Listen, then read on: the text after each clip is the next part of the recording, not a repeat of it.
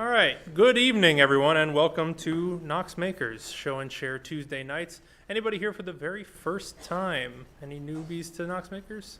Great, well, welcome in. Tuesday nights are our Show and Share nights. It's a chance for people to show off what they're working on, what they completed, what they're stuck on, what they failed at. We welcome all types of projects. So as I mentioned, we got a few names on here tonight, so let's kick it off with Andrew, who's going to show a thing to hold my insulation.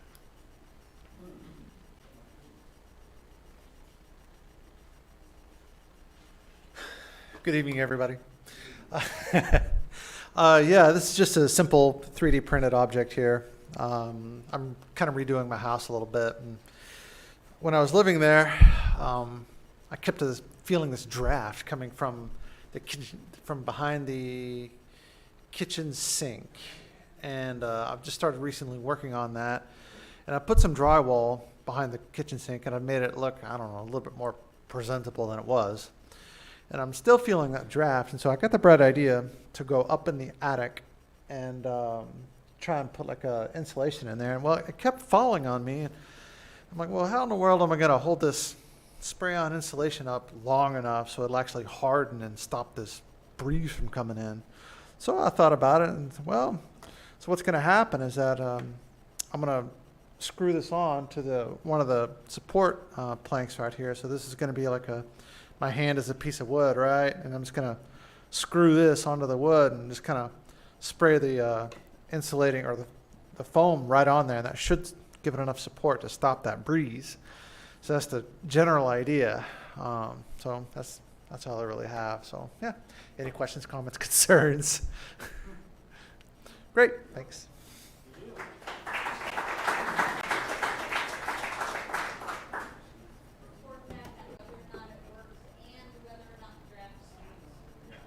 Yes.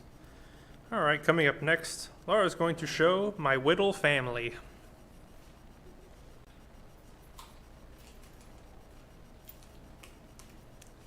Hello. Oh, how do I zoom out? Wait.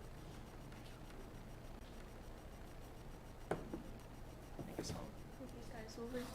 So I started them in 2018.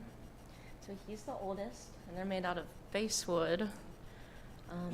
And this one a few years ago, and this is the most recent. But yeah, I didn't really have anything in mind, but I did want to make a couple. So there they are. And they have a kid. And I thought about putting some hair on them, and I know that would be a really tedious work with tweezers and gluing it on here. It might be a little witchy, so I'm scared to do that. They might just need to be how they are. But, yeah, there they are. What kind of knives did you use? I assume it's hand carved? It is. I got a set of 12 knives from Woodcraft out on Kingston Pike, and there's that. I want to get a smaller, like a pocket knife kind of situation, but I'm good with what I have right now. Yes? Did you draw on there as to what you wanted to cut away, or you just went after it?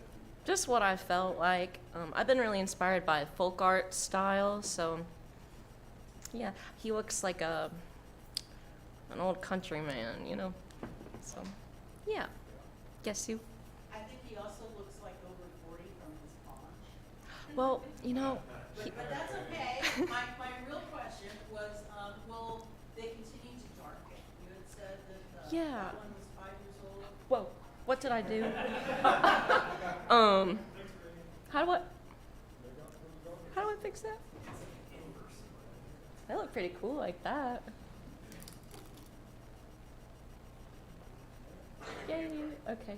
How long was it like that for? Okay. Oh my goodness. Yeah, so he is 6 years old.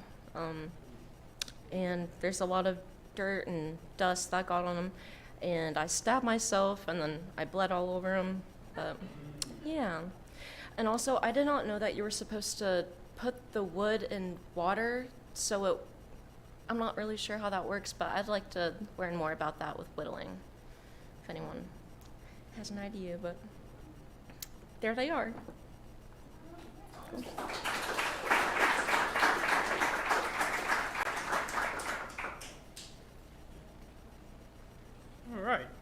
Next up, Joe is going to show his dogwood project. You need help? No, I think I'll fit. Thanks.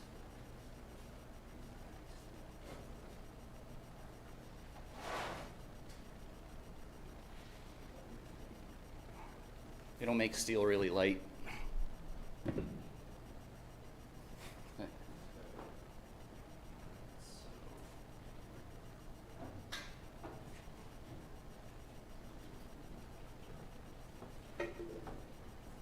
Try not to stab anything. All right, so a few of us are going to be going out to the Dogwood Festival this coming weekend and doing demonstrations or holding classes. And I'm going to be doing a metal sculpture demonstration through the weekend myself. So I wanted to share the progress that I have right now. Nothing's finished. What I'm doing right now is I'm making the components so that when I go out there, I can assemble and complete the sculpture there on site. So I'm doing a dogwood branch is the idea. This is going to be its big heavy base, and it needs that because it's going to have like a cantilever effect going, where the branch will be kind of like at an angle like that, and it's going to get more spriggy and twiggy as it goes out. Jesus, heavy.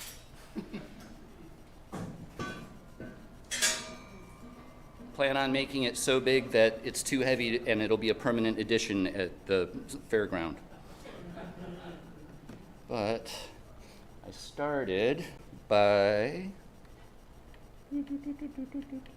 I took a 3-inch pipe and I split it down the middle and then put it in the forge and made 2 separate branches coming out of that for my first fork. That's kind of how it turned out after being in the forge. Then I took other pipes, and to get the pipe to kind of change into an organic branch where it's thicker on one end and tapers down, I cut reliefs down the middle and then concentrically up it so that I could reduce it. Some of them I did in like a spiral so that it would twist up a little bit more.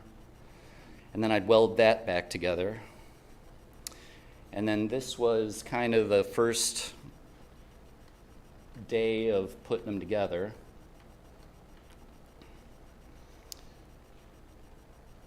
And then the branch grew. When I'm all done with it, what's going to be nice is that when you're doing stuff like this, mistakes just make it look more organic. So like the straight edges and square things are actually bad. So the nubbier and gnarlier you can make it, the better. I'm going to end up putting a bark over all of it. So everything that you see is actually going to be hidden underneath the bark. And this is kind of how I'm going to make the bark. You just kind of MIG weld different squiggly lines down it, and it'll give it a woody-like effect. So I'm not really concentrating on grinding. I'm not worrying if my welds are any good or whatever. It's sticking together, and it's all going to be hidden underneath. And then, so that's kind of the idea. But I had an experiment as well. I made a little guy just as a proof of concept. So this is a little dogwood flower. Let's see if I can. Little guy. And it's an example of a leaf and one of the flowers that's going to go on there eventually. It's going to hopefully have like a bonsai tree effect, where it's like a bunch of little flowers and leaves all over it as it gets into the twigs. But I had an idea of using stainless steel for the petals and then carbon steel for the rest of it, and then using, if you mix up, like I used equal parts hydrogen peroxide and vinegar and put a tablespoon of salt into it. And after it starts almost right away, rusting the metal. So I'd started out here just an hour ago. sprayed on my stuff, and it was all pretty at the start. But as soon as I sprayed it, you can kind of see the rust already starting to show up. But I was thinking that if I could turn all of like the branches that were regular mild steel brown, and then leave the flower part stainless, which wouldn't rust, it would make it look like white dogwood flowers popping. I'm not 100% that I'm happy with how it turned out, but so I don't know if I'm going to end up doing it really or not. But that was it after an hour. You can kind of see that it rusted pretty good. But yeah, so I guess that come on out this weekend. There will be a bunch of us out there doing dogwood demos, and it'll be a lot of fun to see you guys. So come on out and say hello. Yeah. How much is that going to weigh when you're done with it? I'll be able to move it, I think, myself, but I'm guessing it'll be in the neighborhood of 80 pounds. Hopefully it's not over 100 pounds, but I don't know. We'll see. The base itself weighs a lot, so yeah. Presuming that the city of Knoxville does not want you to just abandon it on the lawn, what are you going to do? I don't know yet. I don't think about that when I start making things, otherwise I'll never make things.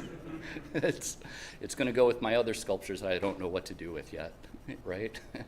Yeah. Where are you setting up? It'll be in the Makers City is having a corner that's kind of like, I think it's behind the band area over there, and that's where all the demos are going to be with the Makers City, working with the dogwood.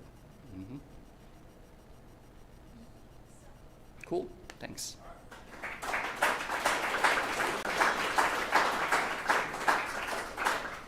Don't get stabbed.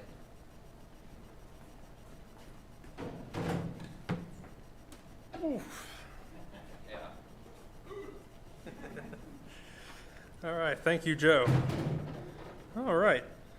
As Joe mentioned, Knox Makers is going to have a presence at Dogwood Arts this weekend, so we'll talk a little bit more about that later. But another person who's going to be at Dogwood is Sue, who's going to show a framed cross stitch.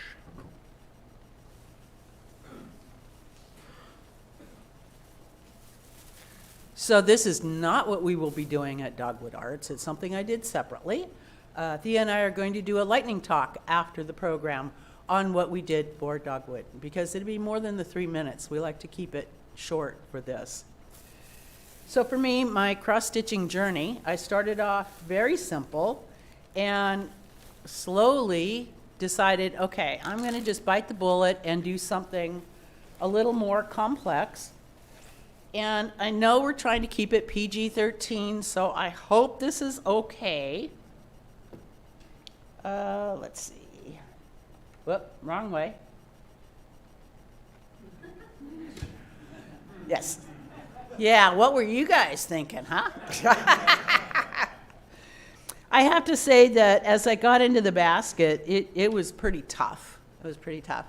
And these kits come usually with a round embroidery hoop so you can hang it. But that's just not my style. I didn't want that. So I went to my next favorite store, the Dollar Tree, and because online they said they had a 6x6 frame. That's perfect. Well, it turns out they didn't have a 6x6, they had a 7x7. So that meant that now it didn't quite go all the way around to the back. So I had to modify it. And then as I was modifying, I thought, okay, well, I'm just going to put some binding along the outside. Well, shoot, the one I chose just didn't have quite enough. But you know what? It's on the top anyway, so who's going to be that tall, except for maybe one person, to see it? And then I still had some of the white showing underneath, so I went ahead and put the black cord on there. And thank you, Arts and Crafts, for the hot glue. It worked well. I've learned that if I have a cup of water nearby and my finger gets really warm, I can dip it in the water and it takes away the burn right away. So, yeah. Any questions? All right, thank you.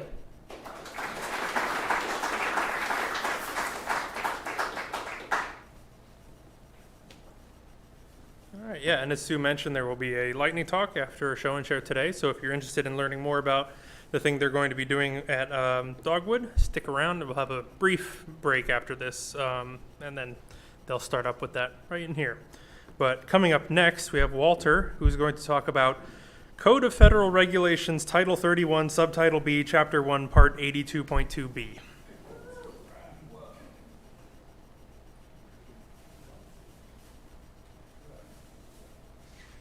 For those of you that aren't up on your legalese, that's the exception to Part 82, where it says you're not allowed to melt a penny, where it says you can melt a penny if it is for educational, amusement, or novelty purposes.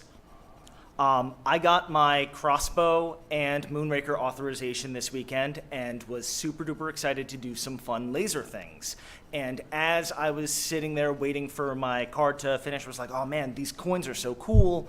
Oh man, but wouldn't it be even cooler if I could take existing coins, wipe the faces off of them, and turn them into something else for me to use? And my thought was, with my Moonraker and crossbow combined, I might be able to come up with a jig that would screw neatly into Moonraker so I could have my stack of pennies stay in place.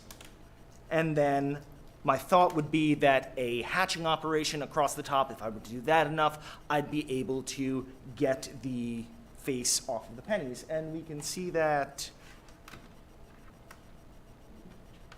it didn't work great. These were just a single pass, and so, okay, let's give it a second pass, and let's go a bit crazier. And I'm definitely making Lincoln's face disappear, but also the goal was to have a nice, smooth surface I could put something else on. And so I kept upping it and upping it and upping it, and eventually you do get to the point where, and I was specifically using post-1982 pennies. I wanted to save my good 95% copper pennies. I wanted to use my garbage pennies on this. I'm pretty sure I'm going to need to use my good pennies because the zinc inside, I ended up turning crossbow into an impromptu foundry. I got some burns. And I actually ended up with two of these guys because this one, I'm not sure how well you can see this, a big chunk of it ended up missing. And I learned real quick how that e-stop works when I had my green fire going on inside there.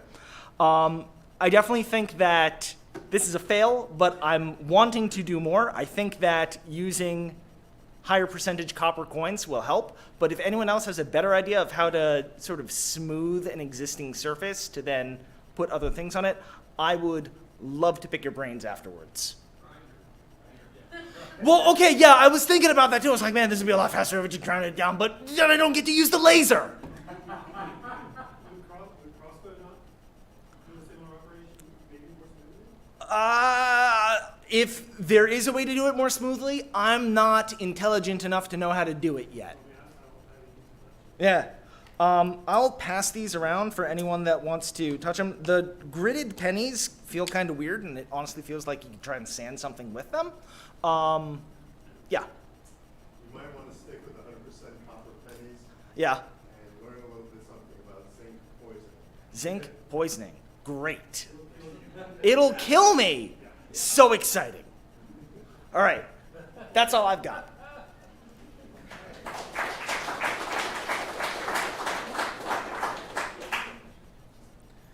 Yes, add zinc to the list of materials you shouldn't use on the laser. All right. Next up is Neil, who is presenting on behalf of others with two mini challengers.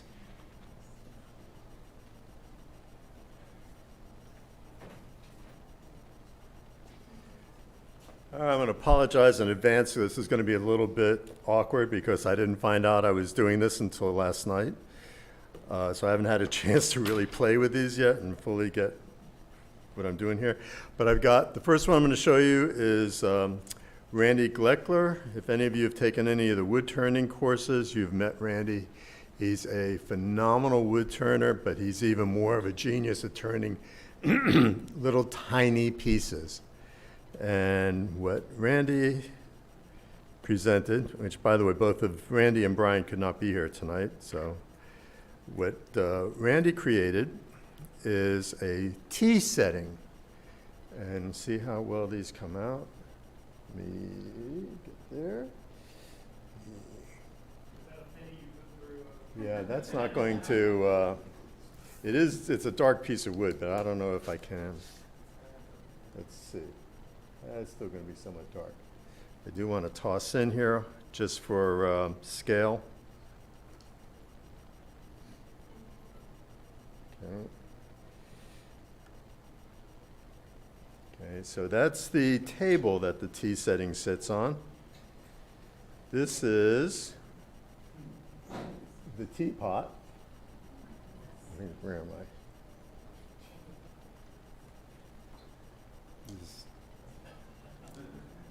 This is tricky.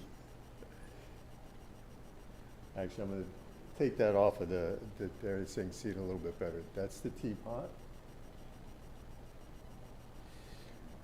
This is the, this is crazy. This is the lid to the teapot. Okay. This is one of the cups for the tea party.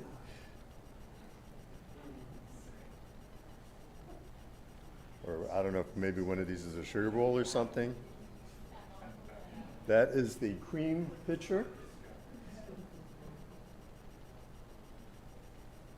That is maybe another teacup here.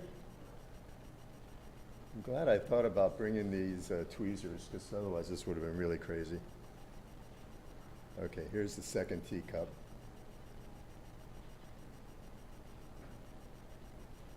Okay, and then something that Randy is very well known for. Wait a minute, I got an extra lids out of here somewhere. Maybe that's, okay, not quite sure what that thing's supposed to be, but it is. And then this is a little spinning top. And I'm not even going to try and spin it because that would be. Randy can do this incredibly. Randy has turned spinning tops that are smaller than a grain of rice, and he spins them, which is pretty amazing. So that's the first one. Let me pick it all up here carefully. Very easy to lose one of these.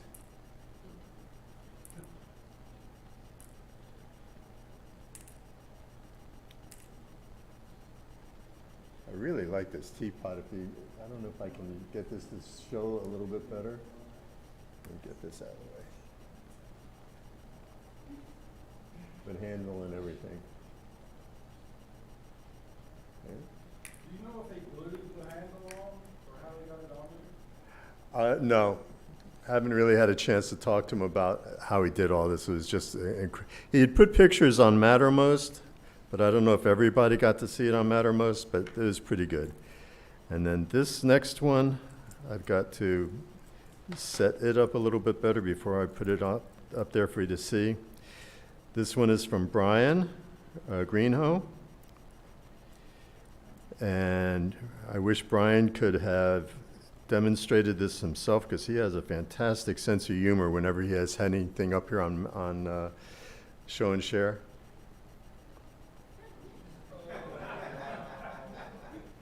Now, I haven't quite figured out yet if this is a Minnie Mouse trap or a Mickey Mouse trap.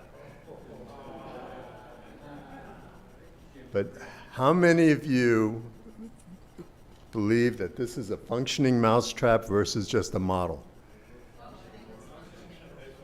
Okay, let's find out for sure. Put your finger on it. No, but I came prepared.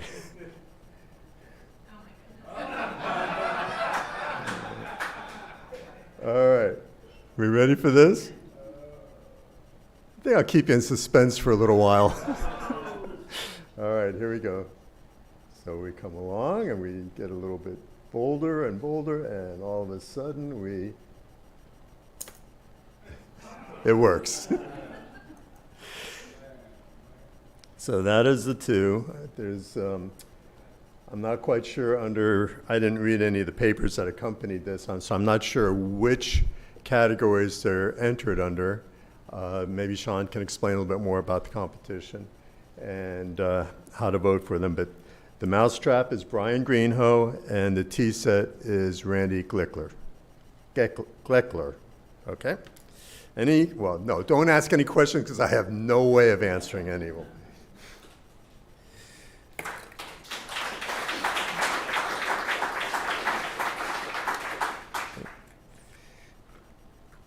Man, I was afraid I was going to drop this one with the tea set and be spending all night trying to find all the pieces.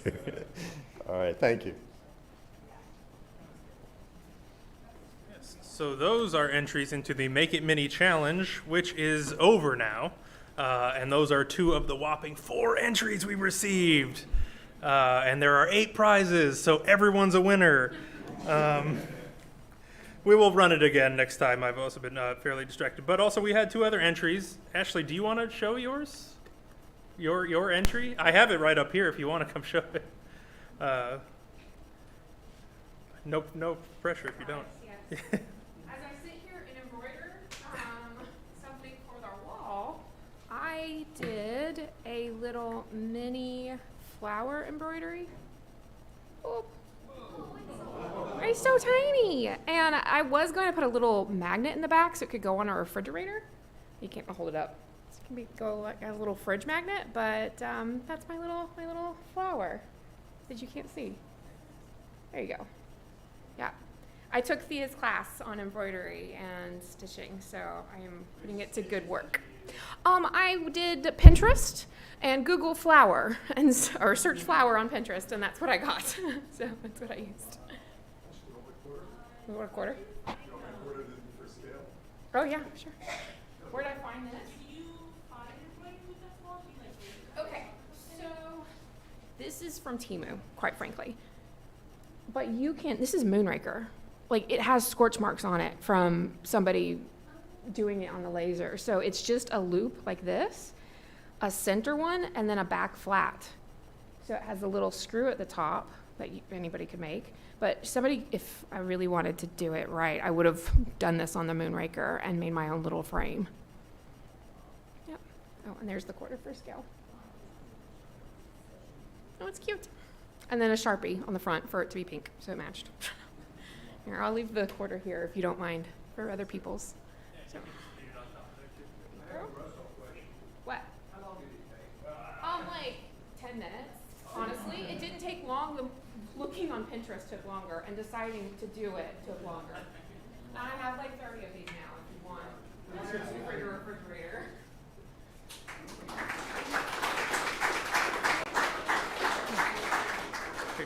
Is Evan Hill here tonight?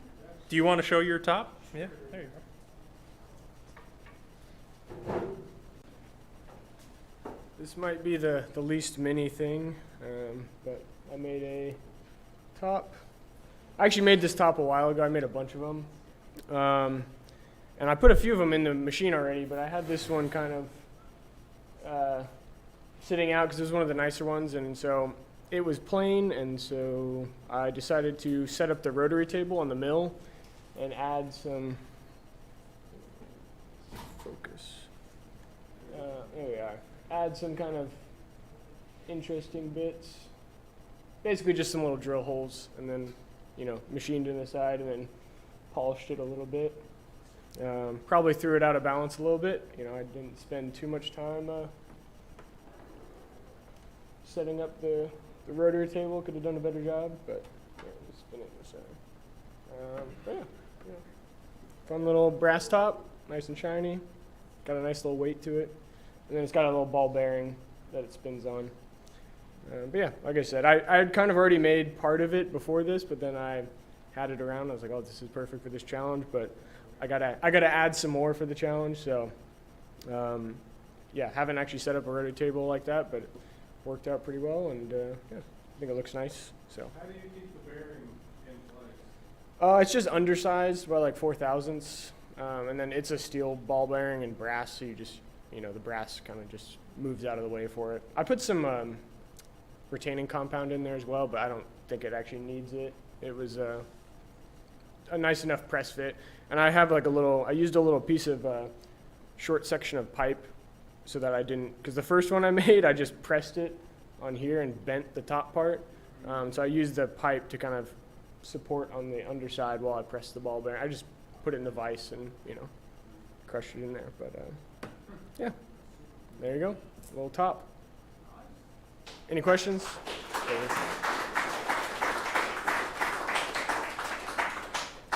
Great, and so those are the entries for the contest, and those will be out on the craft table out here with little slips, and you can vote on your favorite for the audience favorite, and then we'll announce all the different winners next week. So that is all the shares I have on the list tonight. Did anybody have anything they wanted to show that didn't make it on there? Yes? No? Okay. Well, we have quite a few announcements and things coming up. As we mentioned before, Dogwood Arts is happening this weekend, Friday through Sunday, 25th through the 27th. We're going to have a bunch of demos, Joe and Daryl, and workshops from Sue, Ray, Brian, Lori. Going to be doing a bunch of stuff. You can find that on their Instagram and website for Dogwood Arts. And you can find the times for that. Still tickets available for those.